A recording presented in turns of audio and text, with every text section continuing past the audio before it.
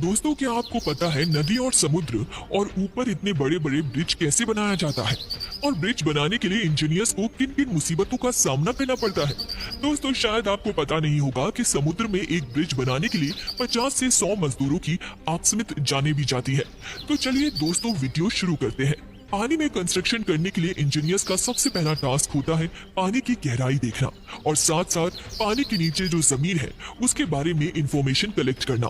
पानी की गहराई कितनी है, पानी के नीचे जमीन पथरीली है या रेतीली, ये जानकारी हासिल करने के लिए प्रोफेशनल स्कूबा ड्राइवर्स समंदर की बॉटम तक जाते हैं और कई हफ्तों तक सिर्फ इंफॉर्मेशन कलेक्शन का काम ही चलता रहता है। अगर पानी कम होगा तो फाउंडेशन की कंस्ट्रक्शन भी आसान होगी, लेकिन अगर पानी गहरा निकला तो वर्कर्स की जान को खतरा भी होगा। साथ साथ कंस्ट्रक्शन कॉस्ट और मेहनत दोनों 10 गुना ज्यादा बढ़ जाएगी। इंफॉर्मेशन कलेक्शन के बाद जो फेस आता है वो सबसे ज्यादा इंपॉर्टेंट होता है कि आखिर अब स्ट्रक्चर बनाने के लिए पानी को इस जगह से कैसे हटाया जाए। जी हाँ, चाहे पानी कितना भी गहरा क्यों ना हो, जिस जगह फाउंडेशन बनानी होती है उस जगह से पानी हटाना पड़ता है। लेकिन इतना गहरा पानी आखिर हटाया कैसे जाए?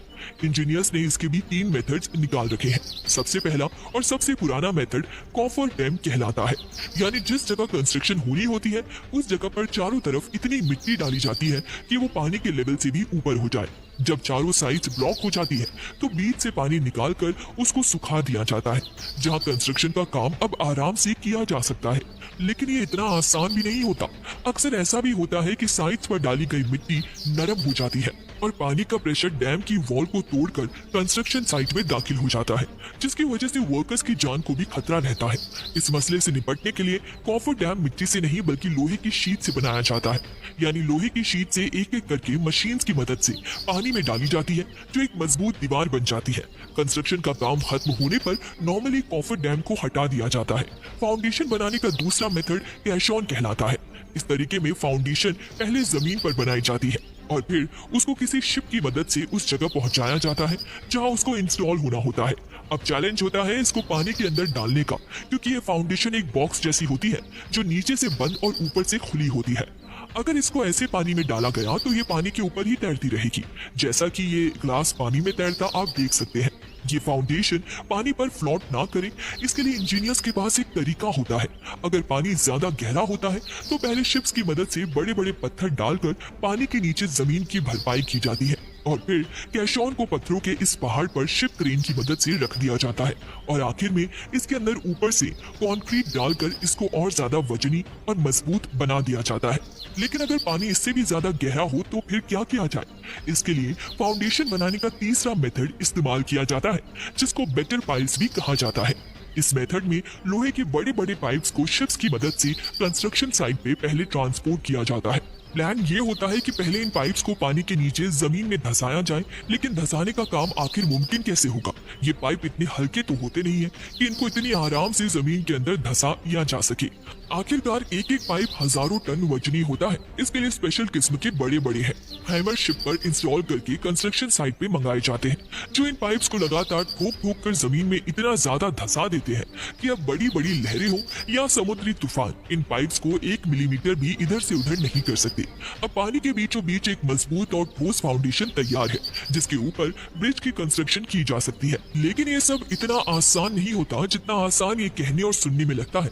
इस सारे प्रोसेस में सालों की मेहनत और कई जानें भी गंवाई जाती है। आइए देखते हैं जमीन और पानी पर बनाए गए दुनिया में 10 सबसे ज्यादा लंबे तरीन ब्रिजेस। नंबर 10, यूएस में मौजूद 1979 में कंप्लीट किया जाने वाला ये मैनचेक स्वयं ब्रिज के नाम से मशहूर है, जिसकी लंबाई 36 किलोमीटर है। नंबर 9, 2017 में कंप्लीट होने वाला ये ब्रिज चाइना में मौजूद वुहान मेट्रो ब्रिज के नाम से जाना जाता है, जो टोटल 37 किलोमीटर लंबा है। इस ब्रिज को बनाने में 13 सालों का टाइम लगा था। नंबर 8, 1956 में कंप्लीट होने वाला ये ब्रिज यूएस में लो टेम्परेचर ट्रेन कॉजवे के नाम से जाना जाता है।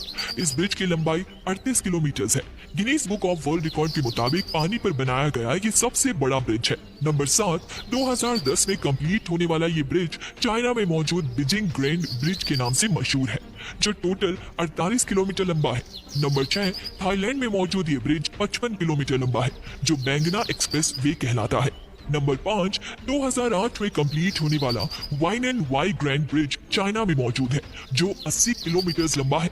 नंबर 4, दुनिया का चौथा लंबा ब्रिज भी चाइना में ही मौजूद है, जो क्रेज ग्रैंड ब्रिज कहलाया जाता है और ये ब्रिज 106 किलोमीटर लंबा है। नंबर 3, सिर्फ 4 सालों में कंप्लीट होने वाला ये ब्रिज भी चाइना में मौजूद है, जो तिनजाइन ग्रैंड ब्रिज के नाम से जाना जाता है। ये ब्रिज 114 किलोमीटर लंबा है।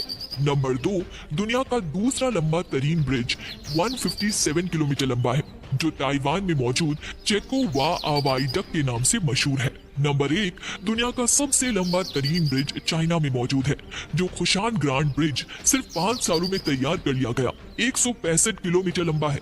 इस ब्रिज को बनाने में 10,000 वर्कर्स एक ही वक्त में काम करते थे और इस पर टोटल 640 अरब रुपए का खर्चा था। लंबा ब्रिज भी चाइना में ही मौजूद है, जो क्रेज ग्रैंड ब्रिज कहलाया जाता है और ये ब्रिज 106 किलोमीटर लंबा है। नंबर 3, सिर्फ 4 सालों में कंप्लीट होने वाला ये ब्रिज भी चाइना में मौजूद है, जो तिनजाइन ग्रैंड ब्रिज के नाम से जाना जाता है। ये ब्रिज 114 किलोमीटर लंबा है।